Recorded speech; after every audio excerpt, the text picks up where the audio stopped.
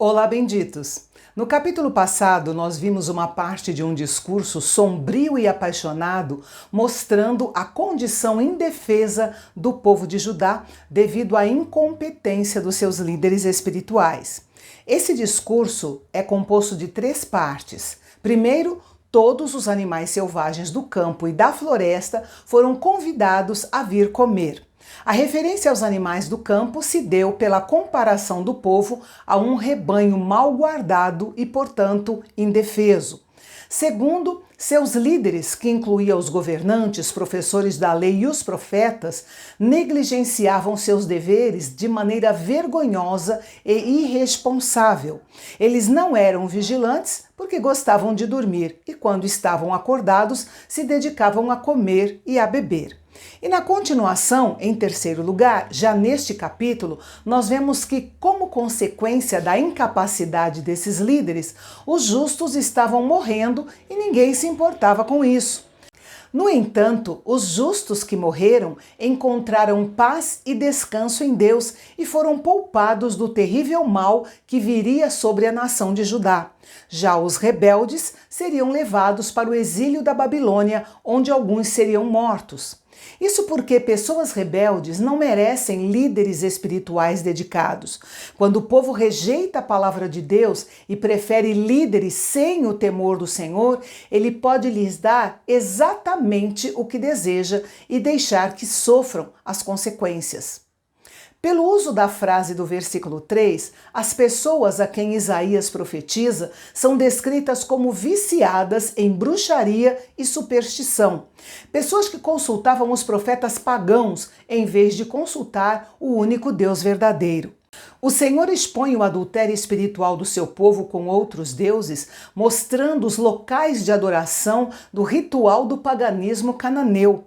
Nesta imagem, Yahvé é o marido da nação de Judá, a nação que tem uma atração apaixonada e crônica por ídolos, como a luxúria de uma mulher adúltera. Judá seguiu os falsos deuses como uma amante vai atrás do foco do seu desejo e se entregou aos ídolos como uma adúltera se entrega ao seu amante.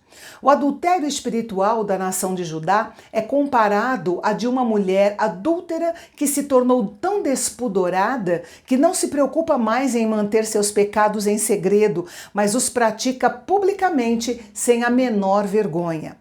Um dos deuses cananeus que os judeus passaram a adorar chamava-se Moloque. Ele recebia crianças como sacrifícios. Moloque era uma estátua feita de metal que era aquecida até que ficasse em brasa. Então era colocada uma criança viva nas suas mãos estendidas, enquanto tambores rufavam, abafando os gritos da criança até que ela queimasse totalmente. Moloque era um dos amantes pelo qual o povo de Deus abandonou o Senhor em seu adultério espiritual. Mas, com o passar do tempo, a nação de Judá percebeu que seu pecado não compensava. Depois que a emoção inicial havia passado, eles estavam cansados, mas mesmo assim, a grande maioria não se arrependeu. Nos versículos 11 a 13, o Senhor os confronta com o fato de não ser temido pelo seu povo. O relacionamento superficial deles estava conectado a uma visão muito pequena de Deus e sua falta de respeito a Ele. Em parte, isso se deu porque Yahvé mostrou misericórdia e não puniu os seus pecados imediatamente. Eles cometeram um erro crucial, muito comum à humanidade caída. Confundiram a misericórdia e a tolerância de Deus com fraqueza ou falta de determinação. A nação de Judá não confiou no Senhor e os ídolos em que eles confiavam não puderam ajudá-los. Seus ídolos eram tão fracos e indefesos que apenas um sopro os levaria. Mas aqueles que depositassem a sua confiança no Senhor estariam seguros. No versículo 14, em contraste marcante com o tom ameaçador dos versículos anteriores, há uma linguagem impressionante e elevada, na qual o profeta agora expõe os pensamentos graciosos de Yahvé para com o seu povo errante. Ele dá uma mensagem de paz para os arrependidos, dizendo que daria ordem para que fosse preparado um caminho plano, que fossem tiradas as pedras e tapados os buracos do caminho por onde o seu povo haveria de passar. O contexto mostra que essa é uma figura usada para mostrar a remoção dos obstáculos espirituais à redenção do povo de Deus. Tudo que estiver no caminho de nos acertarmos com Deus deve ser removido. Nos versículos seguintes, o Senhor lida com esses obstáculos. Ele se apresenta ao seu povo com títulos que refletem a sua glória e o seu poder, esperando que seu povo reconheça a sua majestade. Ao mesmo tempo, ele deixa claro que sua grandeza não o impede de viver entre aqueles que têm um coração contrito e humilde.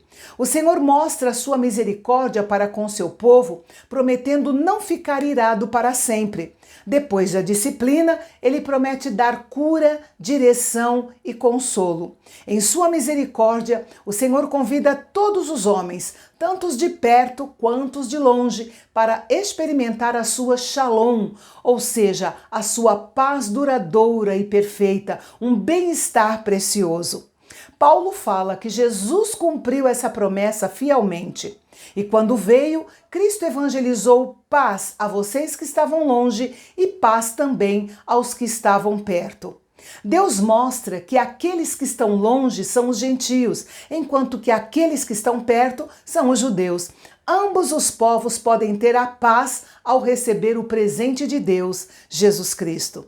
Por outro lado, Deus diz que os ímpios não têm paz. Suas mentes estão inquietas e atormentadas com suas próprias concupiscências e suas paixões, também com o horror da sua culpa e o pavor da vingança divina que está prestes a vir sobre eles.